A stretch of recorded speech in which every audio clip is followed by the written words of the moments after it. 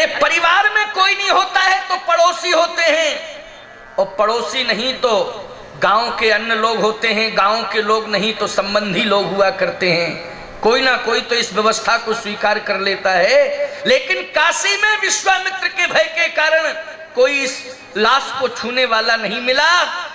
पैसा था नहीं, बिना कफन की लाश ले गई। क्या विडंबना है, क्या विडंबना है भारतवासियों। जरा पढ़ो रामायण, सुनो कथाएं। पत्नी को डांटते हैं, ललकारते हैं, खबरदार जब तक कर नहीं ले लूंगा तब तक शव को दग्ध नहीं करने दूंगा, इसलिए मुझे कर चाहिए। रोते हुए गिड़गिड़ाते हुए कहा, तारा ने क्या संबंध भूल गए आप? पहचान नहीं रहे कि मैं कौन हूं? मैं आपकी पत्नी हूं, ये आपके पुत्र की लाश है। क्या आपत्ति विपत्ति में संबंधों को भी भुला दिया जाता है? पहचानो ये मैं पत्नी हूं, पहचानो ये पुत्र है। मैं बिना कफन के लाश लाई हूं, मेरे पास कर कहां से देने के लिए हो सकता है? उसी समय हरिश्चंद्र जी ने ललकार के कहा, दशरथ जी देख रहे हैं कि मैं जानता हूं कि तू मेरी पत्नी है, मैं जानता हूं ये मेरे पुत्र की लाश है, लेकिन मैं पत्नी और पुत्र का त्याग कर सकता हूं। जब तक जिंदा हूं तब तक धर्म का त्याग नहीं कर सकता हूं। भले ही मुझे इसके लिए कुछ भी करना पड़े, मैं धर्म का पालन करूंगा। पुत्र मेरी दृष्टि में महत्वपूर्ण नहीं है जितना धर्म है। अब सोचो जरा, ये किसने दृश्य दिखाया, ये अनुभव किसने कराया है मन के अंदर, हृदय के अंदर? भगवान ने। ये भगवान की लीला थी। उसी समय महाराज श्री दशरथ की आंख खुल गई। भगवान शंकर ने कहा, अब आपने क्या विचार किया? बोलो, अब आपका क्या विचार है? राम जी अयोध्या में रहें कि राम जी बन जाएं?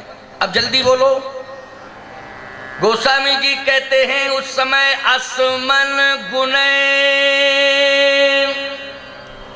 असमन गुणे गुणे, मन ही मन में सोच रहे हैं। राव नहीं बोला, इसके पहले खूब बोला, इसके पहले खूब बोला राव।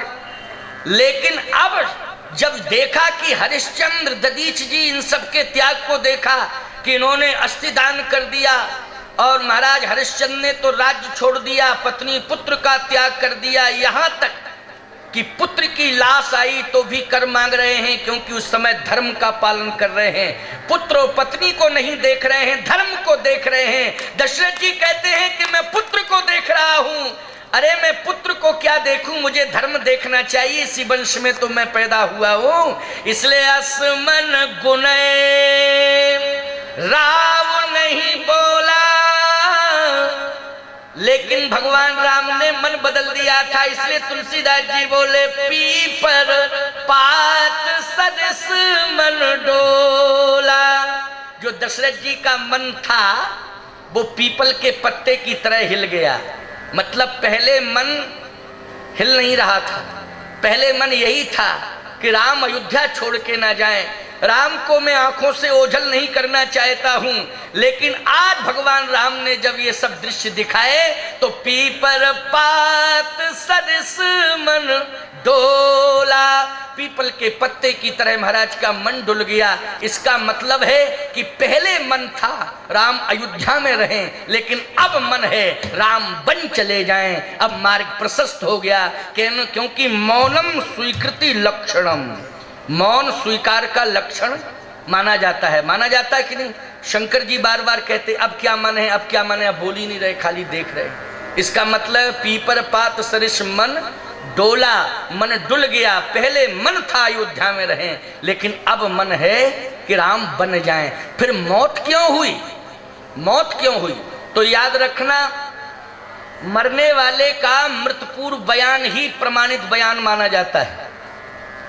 मरने के पहले जो व्यक्ति बयान दे जाए वही प्रमाणित बयान माना जाता है। दुनिया की बातें सोचने की जरूरत नहीं है, दुनिया का प्रमाण देने की जरूरत है। हजार लोग कुछ भी कहते रहें, लेकिन मरने वाला अगर पहले बयान दे करके मर जाता है, या घटना के संदर्भ में जिसका भी नाम लेता है, ईमानदारी से बताओ वही दोषी माना जाएगा कि नहीं माना जाएगा? महाराज श्री दशरथ ने अपनी मृत्यु का कारण राम का वनवास नहीं बताया। महाराज दशरथ ने अपनी मृत्यु का कारण कैकेयी की जिद को नहीं बताया। महाराज श्री दशरथ ने अपनी मृत्यु का कारण मृत्युपूर्व बयान दिया है, वही प्रमाण माना जाएगा। इससे सिद्ध होता है कि महाराज श्री दशरथ ने भी सहमति दी है और मन से सहमति दी है। पीपर पात सरिस मन डोला, मन से सहमति दी है कि राम बन जाएं। कैकेयी जी ने तो कह ही दिया, लेकिन कौशल्या जी ने भी कह दिया है। सुमित्रा जी तो खैर उनकी भूमिका के बारे में कुछ अतिरिक्त चर्चाएं होगी, तभी विस्तार पूर्वक बताया जा सकता है, लेकिन कौशल्या जी ने कह दिया है। महाराज श्री दशरथ की भी यहाँ पुष्टि हो गई कि मन से उन्होंने कह दिया है, क्योंकि मन हिल गया डुल गया तो इसका मतलब है कि मौनम स्वीकृति लक्षणम। लेकिन मृत्यु का कारण क्या है? बस 2 मिनट की बात। मृत्यु का कारण क्या है? मृत्यु का कारण यह है कि कौशल्या की गोद में लेटे हुए हैं। कौशल्या जी ने कहा, आप जैसा धार्मिक राजा विश्व की धरती पर कोई दूसरा नहीं है। आप जैसा बलवान राजा भी विश्व की धरती पर कोई दूसरा नहीं है। आप जैसा धनवान राजा, आप जैसा विद्वान राजा, आप जैसा धार्मिक राजा मैंने नहीं देखा। लेकिन मेरी समझ में नहीं आ रही है कि इस तरह से तड़प तड़प करके प्राण का परित्याग आप कर रहे हैं, तो इसमें कैकेयी का दोष है या मेरे पुत्र राम बिलखता हुआ रोता हुआ छोड़ करके चले गए, मेरे पुत्र का दोष है। अरे कैकेयी जिद कर रही थी तो पुत्र को बिलखता हुआ रोता हुआ छोड़ के नहीं जाना चाहिए था। लेकिन मेरे राम का दोष है या कैकेयी का दोष है या मेरा दोष है या अयोध्या वासियों का दोष है? इसमें किसका दोष है? सत्य बताओ। आप जैसा धार्मिक राजा आज किस विडंबना के साथ गुजर रहा है, कैसे तड़प तड़प करके मृत्यु को प्राप्त हो रहा है, ये मेरी समझ में नहीं आ रहा है। दशरथ जी ने कहा, कौशल्या सुन मेरी बात, कैकेयी का दोष नहीं है और मेरा राम तो राम है, राम के बारे में कुछ कहने की आवश्यकता नहीं। आज्ञाकारी पुत्र है, आज्ञाकारी। राज सुनाए दीन बनवासु, सो सुन भयऊ न हरस हरासु। राज सुनाए दीन बनवासु, सो सुन भयऊ न हरस हरासु। मेरा बेटा तो मेरा बेटा ही है, मैं क्या बताऊं तुझे। ऐसा आदर्श पुत्र तो संसार में किसी को मिला नहीं होगा, ऐसा आज्ञाकारी पुत्र तो आज विश्व की धरती पर किसी का होगा नहीं जैसा मेरा बेटा है। मेरे बेटे के बारे में टिप्पणी करने की आवश्यकता नहीं है। जहां तक कैकेयी की बात है वहां मेरा मन कहता है, क्योंकि मेरा मन, मेरा दिल जो कह रहा है उसमें कैकेयी का भी कोई दोष नहीं है। और कौशल्या, सत्य कहता हूं कि मरने के पहले मेरा कर्म मुझे याद कर रहा है। मेरे मरने के पहले मेरा कर्म मुझे दिखाई दे रहा है। आज मैं क्या देख रहा हूं? मुझे अयोध्या दिखाई नहीं दे रही है, मुझे सरजू दिखाई नहीं दे रही है। कौशल्या, तेरी गोद में मैं लेटा हूं, लेकिन तू भी मुझे दिखाई नहीं दे रही है। आज मुझे कोई दिखाई नहीं दे रहा है। कौशल्या, आज मेरी अंतिम श्वास निकलने वाली है तो मेरी आंखों के सामने श्रवण की लाश दिखाई दे रही है, वो अंधी अंधा का श्राप सुनाई दे रहा है और संसार में मुझे कुछ भी दिखाई नहीं दे रहा है। तो मेरी मृत्यु का कारण मेरा कर्म है। कौन है मृत्यु का कारण? मेरा कर्म। तापस अंध शाप सुधिया, तापस अंध शाप सुधिया। कौशल्य ही सब कथा सुनाई। कौशल्या को सारी कथा सुना दी। इसका मतलब है कि पहले कथा नहीं सुनाई थी, मरने के पहले मृत्यु का रहस्य बताया, यही है कथा। तापस अंध शाप सुधियाई, कौशल्या सब कथा सुनाई। तो कहने का तात्पर्य मेरा ये है कि महाराज श्री दशरथ की मृत्यु राम का वनवास नहीं कि राम जी आज्ञा का उल्लंघन करके चले गए इसलिए दशरथ जी, नहीं नहीं नहीं नहीं, अंधी अंधा का शाप है।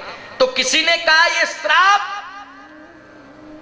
को बदल देना चाहिए था राम को, फिर मोड़ आ गई।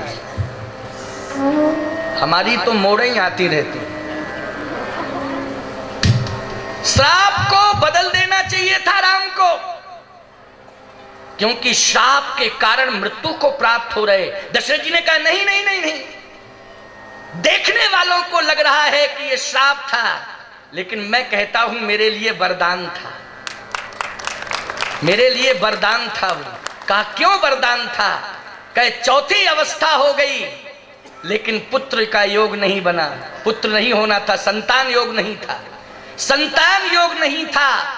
तमाम उपाय किए गए फिर भी संतान योग नहीं बना।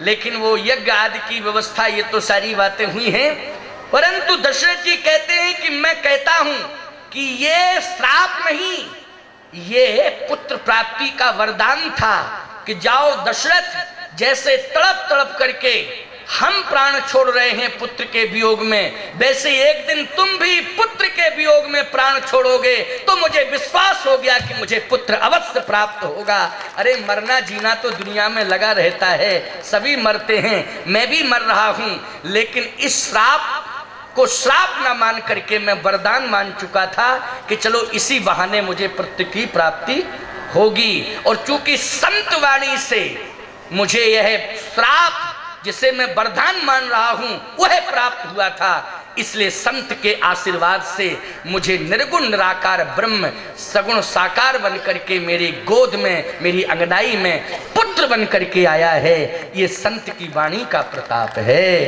इसलिए मैं ऐसा मान करके, अब मरना तो दुनिया में लगा ही रहता है, अब मैं जा रहा हूं, आशीर्वाद देता हूं मेरा बेटा राम यश को प्राप्त हो, विश्व बंधुत्व की भावना से वो तत्प्रोत जीवन श्री राम का हो। और श्री राम जी विश्व बंधुत्व के प्रतीक हुए।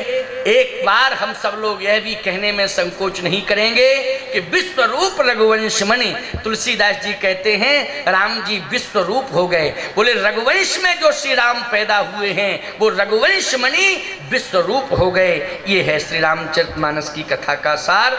तो आए, अब 1:45 बज गया है, अभी बच्चों का सांस्कृतिक कार्यक्रम होगा, 5-10 मिनट 15 मिनट जितना भी होगा। आ रहे आने दो, तब तक तो हम कीर्तन कराएंगे। नहीं तुमको बताया नहीं तुमने, नहीं तो हम और देर में बुलवाते, हमको क्या दिक्कत है ना। लेकिन फिर भी आप लोग कीर्तन कर लो, कीर्तन के बाद बच्चों का सुंदर अभिनय इसी मंच से होगा। थोड़ी देर और बैठो, अभी महाराज जी बैठे हैं। श्री राम जय जय राम, श्री राम जय राम जय जय राम, श्री राम जय जय राम, श्री राम जय जय राम, श्री राम जय जय राम, श्री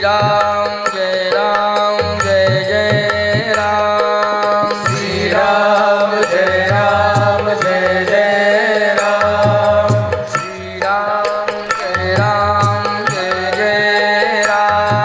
जय राम जय